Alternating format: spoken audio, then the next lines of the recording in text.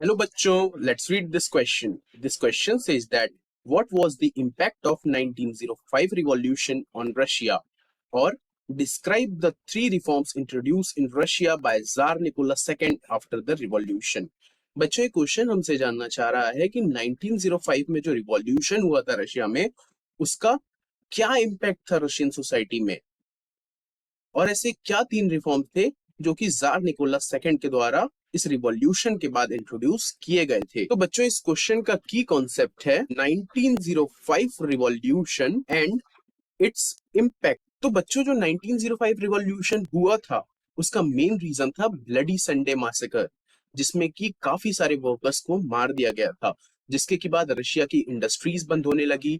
वहां पे जो भी वर्कर्स काम करते थे वो स्ट्राइक में चले गए और जितने भी स्टूडेंट थे उन्होंने यूनिवर्सिटी तक बंद करवा दी।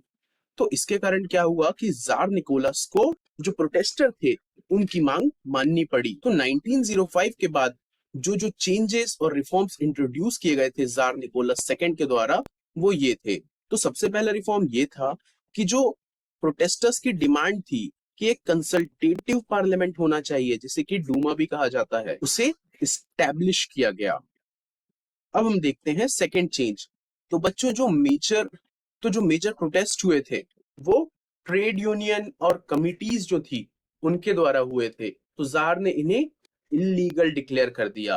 और जो तीसरा चेंज था वो था पॉलिटिकल एक्टिविटीज, क्योंकि एक ऑटोक्रेटिक रूल जार चलाता था तो वो नहीं चाहता था कि किसी भी तरीके की पॉलिटिकल एक्टिविटीज हो जिसके कारण उसकी सरकार गिर सके या तख्ता पलट हो सके।